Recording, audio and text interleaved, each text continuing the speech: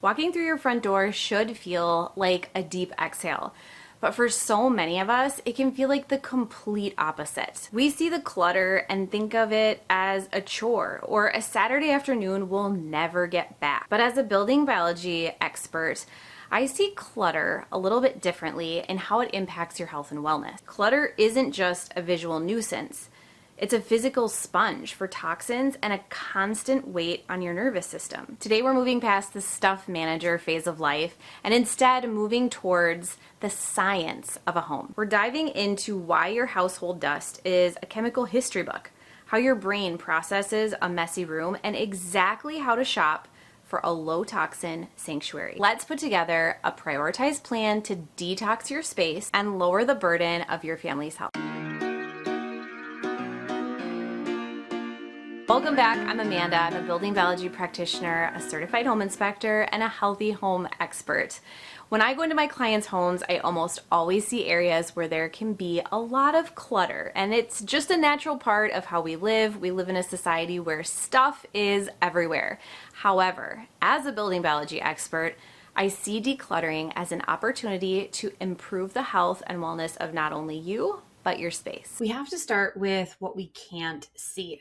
VOCs, or volatile organic compounds, are essentially the breath of the products inside your house. They're exhaling, if you will. Every object in your home, from the sofa to the curtains, it's made with chemicals that can off-gas into your breathing zone. Common toxins like formaldehyde are found in adhesives. These can be in your furniture, in your finishes, and on your fabrics. And when our homes are crowded with these materials, we create a high concentration of these gases. So by learning to declutter, you are quite literally reducing the volume of chemicals that your body has to filter every single day. This is where it gets critical for families. Dust isn't just dirt from outside, it's a chemical sponge.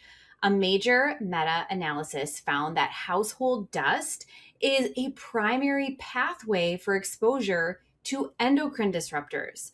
So these chemicals, like flame retardants from your old couch foam or phthalates from your plastic decor, bind to dust particles. Now, because children spend so much time near the floor, they're actually at a higher risk. So when we talk about how to declutter, we are talking about removing the reservoirs where these toxins live. Just for a moment, think about the surface area in your home. Every knickknack on a shelf and every pile of papers acts as a landing pad for toxic dust. So even if you have the best air purifier in the world, it cannot pull dust out of a pile of clothes or off a crowded bookshelf. By reducing the number of things you own, you actually make it significantly easier to keep your surfaces clean. You're removing the hiding places for these contaminants and making your cleaning routine much more effective. Our homes and our nervous systems are biologically linked. There was actually a landmark study where researchers found that women who described their homes as cluttered or full of unfinished projects had higher levels of cortisol. This is our primary stress hormone. And they had this higher level of cortisol throughout the entire day. Your body doesn't see mess. It actually sees work left to do. And this keeps you in a state of low-grade stress that never quite turns off. And this is why you can feel so exhausted after a day spent entirely at home. Are you a little unsure about where you even should be starting with the healthy house? Like, what are the first steps? After 10 plus years of hands-on experience, I know what those first steps are, and I know the steps to take that won't have you spending lots of money in the beginning, but will get you excited for all of the changes and all the potential that your house has. The truth is, creating a healthy house doesn't have to be really expensive. It doesn't have to be really complicated. You just have to know the exact steps to take. Anybody can check things off a list, and that's exactly what I'm here to help you do. My free ebook is an amazing resource to help you get started on getting toxins out of your house and creating healthier habits, and also planning for the future for some of those bigger changes. Think of your brain like a computer processor. Every object in your visual field is a piece of data that your brain has to scan and categorize. So even if you aren't consciously looking at that pile of mail, your brain is processing it. This visual noise drains your energy and leads to decision fatigue. So when we learn how to declutter, we're giving our brains a true break. We're clearing the tabs that are open in our mind and allowing our nervous system to finally switch from alert mode to rest and digest. So let's get into the how. The first place I want you to look is under your sink or wherever you keep your cleaning products. Cleaning products often contain harsh antimicrobials and synthetic fragrances that mask chemical odors. Now, the problem is that these items can actually off-gas even through closed plastic lids. So if you have half empty bottles of old solvents or cleaners that you haven't touched in months, they're negatively impacting your air quality every single day. Safely disposing of these is a massive win for your home's environment. Next, we have to talk about fragrances. Synthetic scents are essentially a grouping of chemicals mixed together to replicate a smell. These are most often linked to disruptions in healthy hormone production. So if you have scented candles or room sprays sitting out, they're releasing these chemicals into the air you breathe 24/7. Part of how to declutter for health is removing these synthetic scents and allowing your home to smell like nothing. Or you can use pure organic essential oils that actually support your well-being.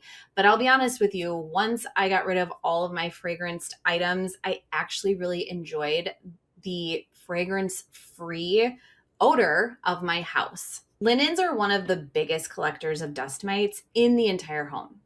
Furthermore, many modern towels and sheets are treated with formaldehyde to reduce wrinkling or PFAS to prevent stains. And these tiny little treated fibers, they get dislodged from the item that you're holding or that you're, using to dry off, or the item that you're sitting on. They will end up in your dust. Once it's in your dust, it can spread throughout your house. You can ingest it, you can inhale it. So if your linen closet is overflowing, you are storing huge amounts of potential toxins. You want to aim for the essentials rule. So this is 2 sets of sheets per bed and 1 set of towels per person.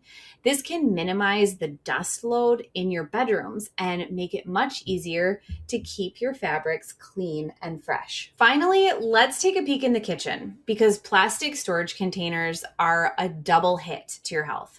They not only clutter your cabinets, but they can leach chemicals into your food, especially if they are older or have been heated.